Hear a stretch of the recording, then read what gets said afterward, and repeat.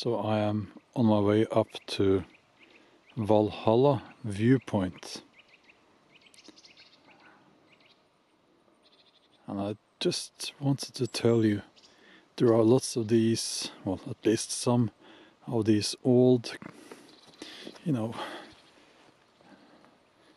campsites with structures. Hold on. And someone a long time ago decided that let's have a campsite here, let's have a fireplace and some benches. And it makes me think, I am actually getting the impression that this was maybe a Boy Scouts camp, something like that. I don't know.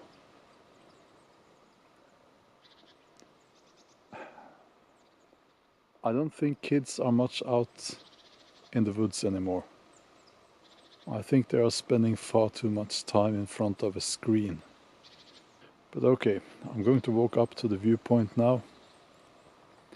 So come along.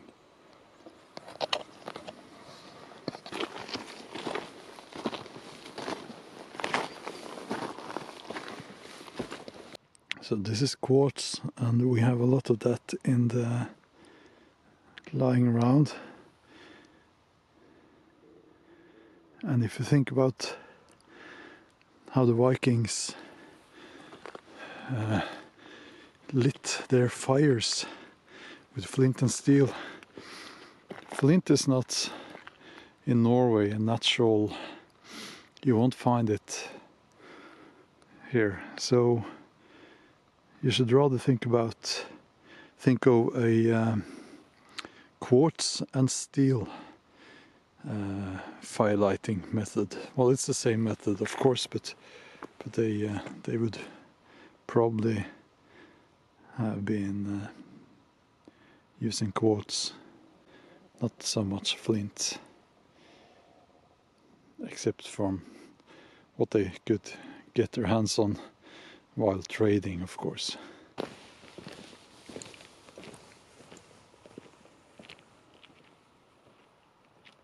Look at these old trees. They have these amazing shapes. I am seeing quite a few of these plastic bags that somebody has put up in the trees here. Let's see how. There's another one over there. Can you see that?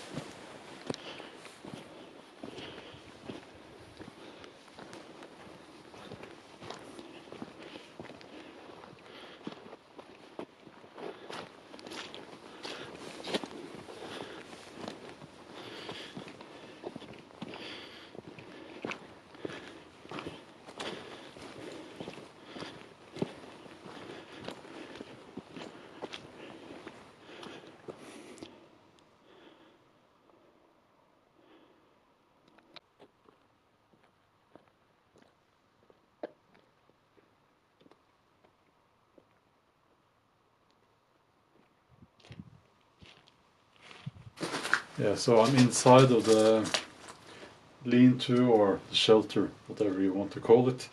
And I've been there before a few times. And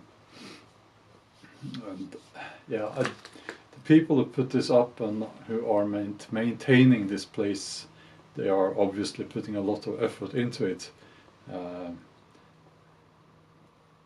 But there are notes there saying, basically saying you can't have fire inside the shelter, and we have noticed that some still do. You can get a lot further with a positive attitude.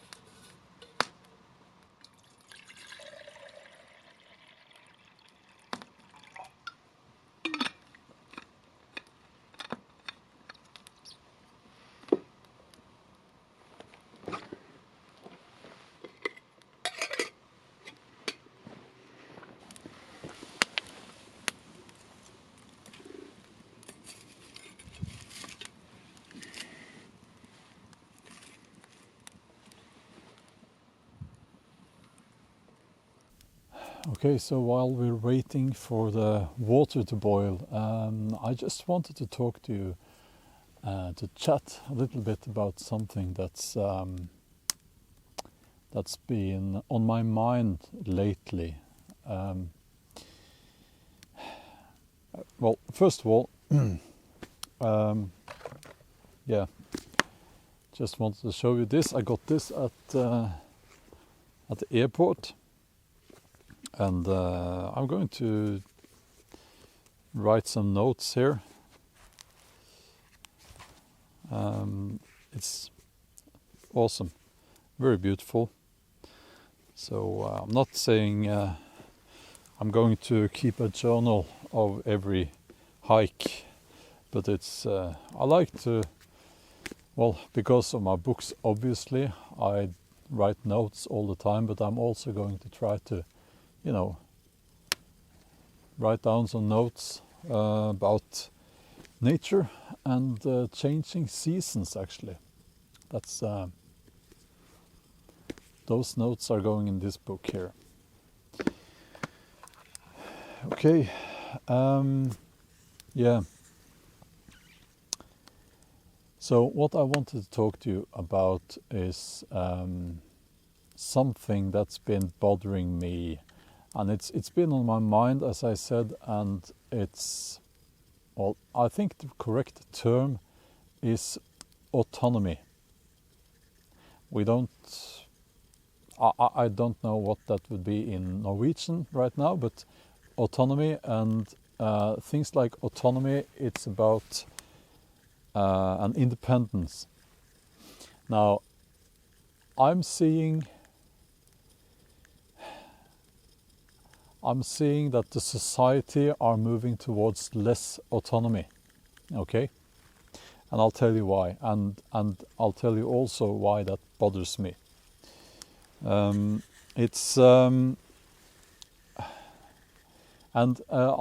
just hear me out here, because I'm not into conspiracy theories and all that, you know.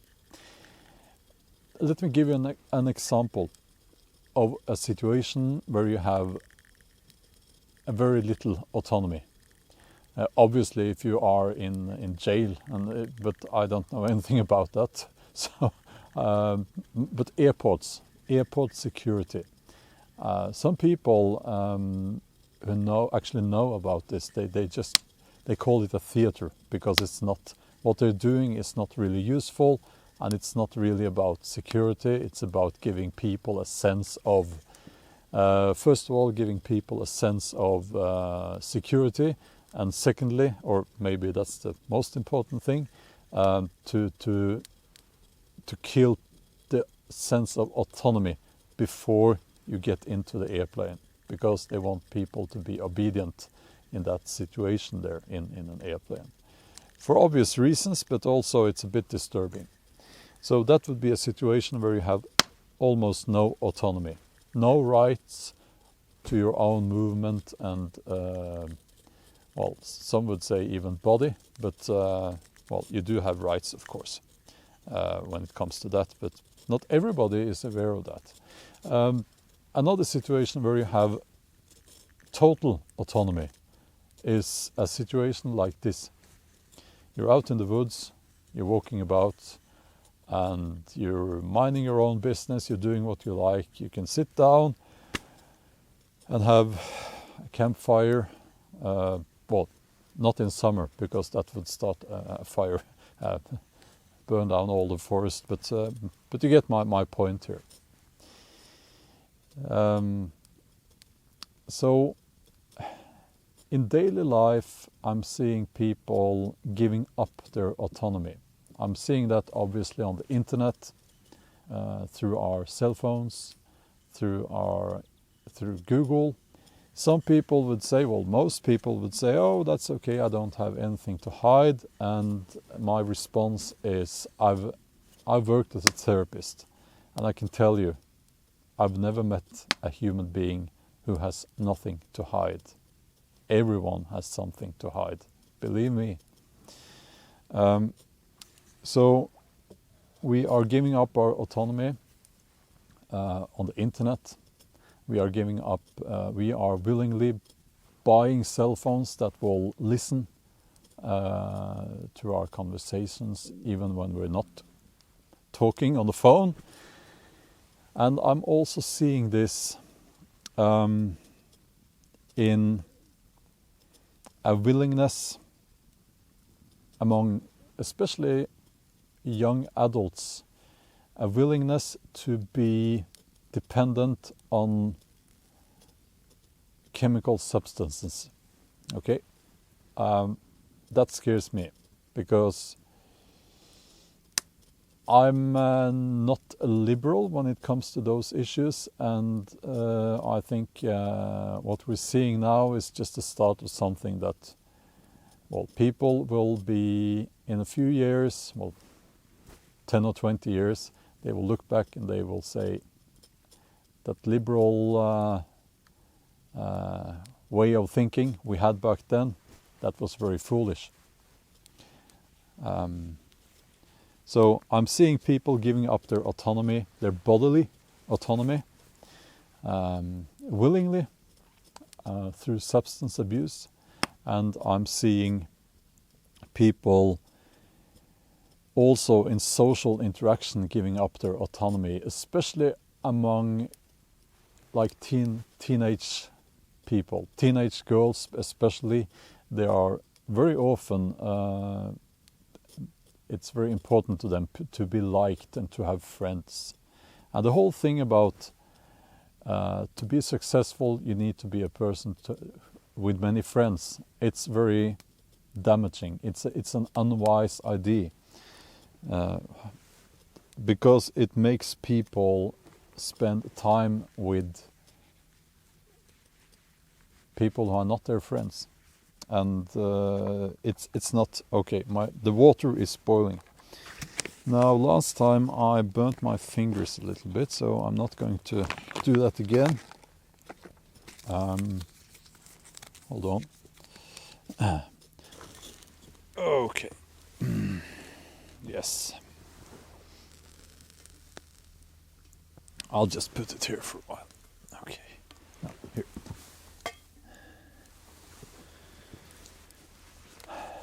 So I would like you to think about your autonomy.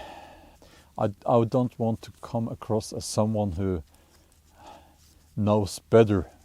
I just want to say that I believe we should think twice about giving up our autonomy. I guess the important question is why. Hello.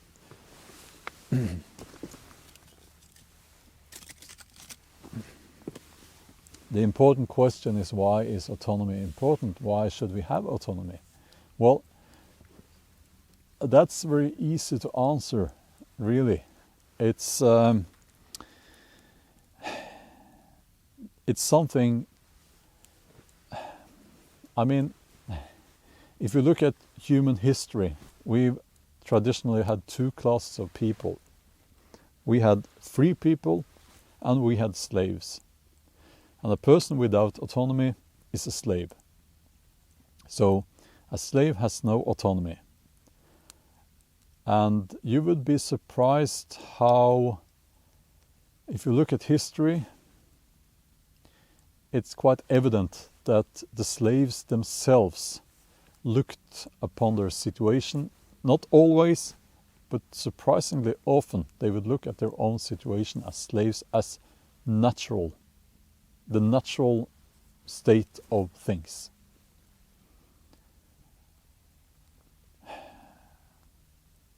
So we don't want to move in that direction.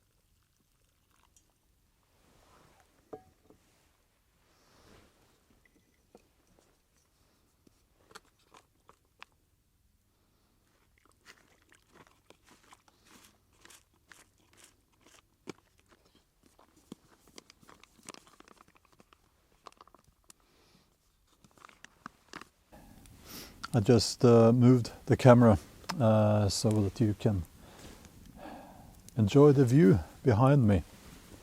We are now on one of the ridges, the granite ridges here in Østfold,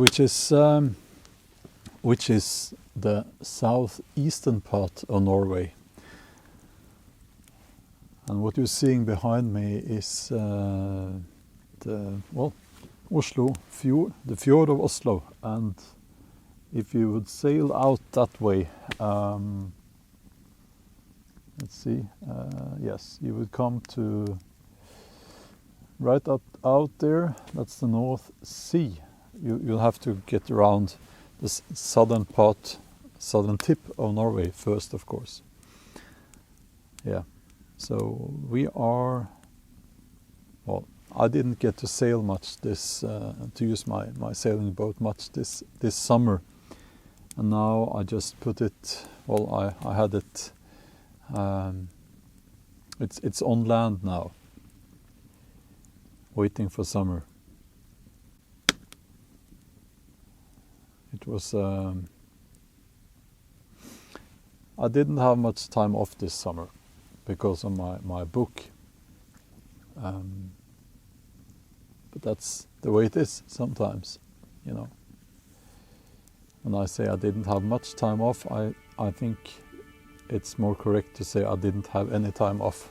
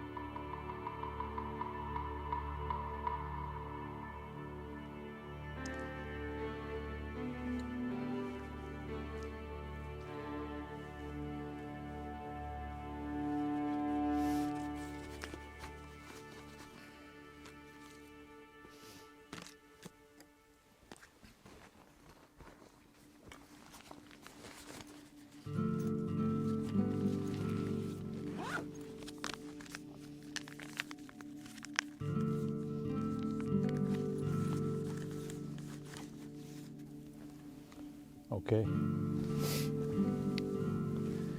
Now I want to show you an ancient grave mound just a few meters up this way.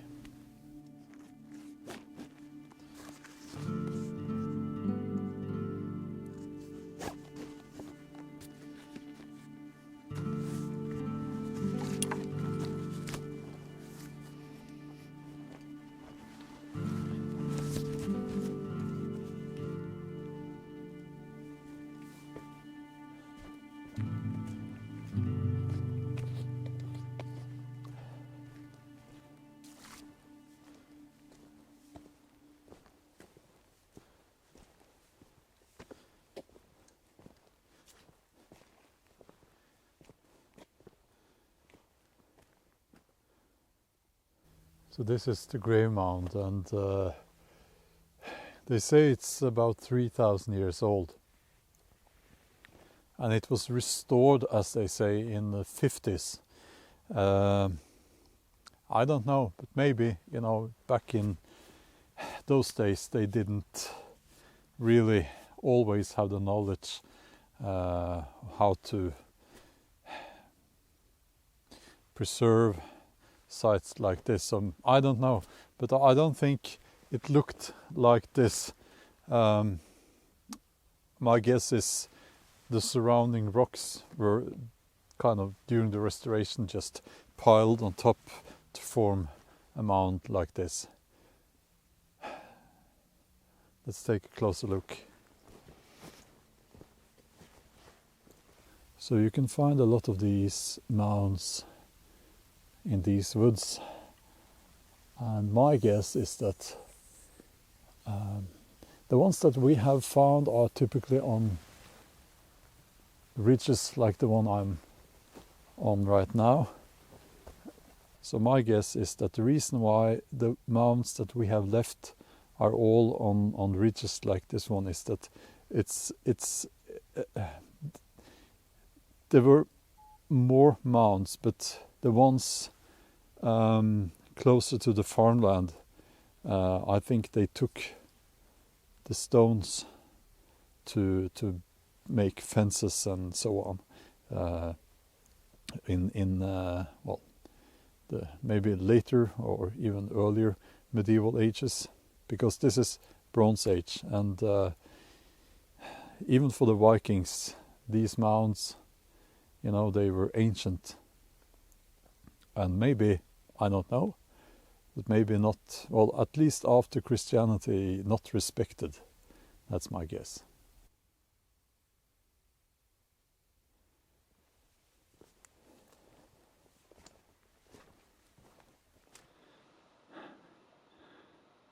The world is full of contrasts. Look at this. Wonderful. That's just wonderful.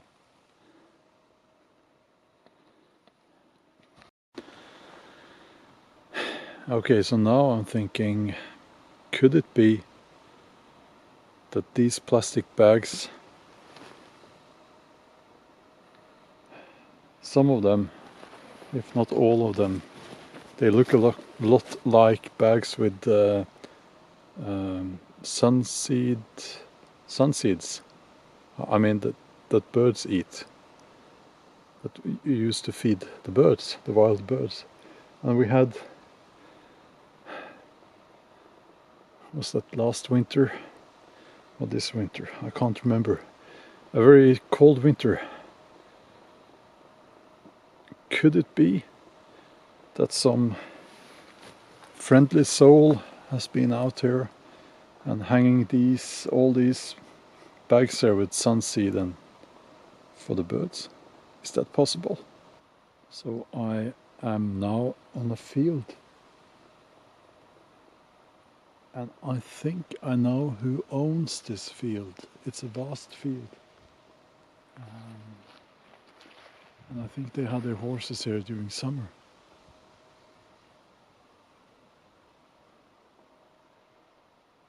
And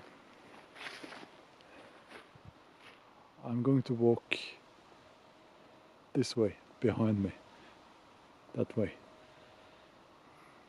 And while I walk that way, I just wanted to, you know,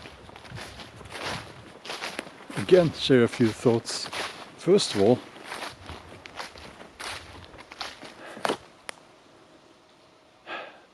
if you sit in a sofa and watch TV, it's not a good life. You deserve better. And get out in the woods, get out at sea, get up in the mountains, and I mean discover and see. Look at this. Isn't that beautiful? This is perfect for the horses. They have fresh water, running fresh water.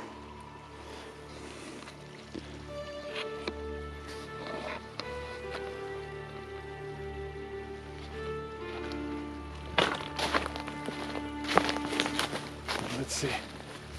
Oh yes, it's my friends. It's their land.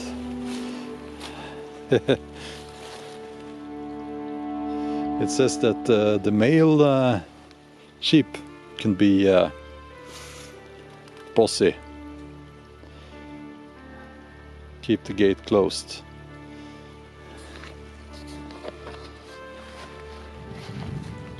So a few words about good people at Dale Store gård. Now I feel bad because I promised them I would go there and make a video about what they're doing and what they're about, and their farm is not a normal farm. It's a rescue center for farm animals, actually. They take in farm animals and well, basically nurse them back to health. So they are good people. And watching this land here, this vast land where the horses can just roam, I just get, you know, I get impressed and I get very positive. I get in a positive mood because there are good people around. And because of my book this summer, I didn't get to go out here and make that video. Now I will contact them and say sorry. And I will tell you about my neighbors. Basically, they are neighbors who are rescuing farm animals